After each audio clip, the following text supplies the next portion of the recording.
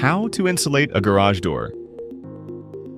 Hey friends, is your garage super hot in summer or freezing in winter? Let's fix that by putting insulation on the garage door. It's kind of like giving your garage a warm, cozy jacket. This video is brought to you by GateRepairPro.com. Let's do it together. What you'll need. We need just a few things. A garage door insulation kit, you can find it at a hardware store, a measuring tape, a marker, a utility knife or scissors, some gloves to protect your hands.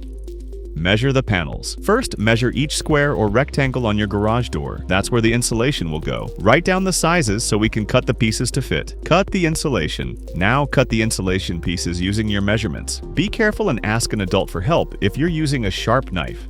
Stick it in. Push each piece of insulation into a panel. Hey, it should fit nice and snug, like a puzzle piece. If it falls out, just press it in again or use tape if needed.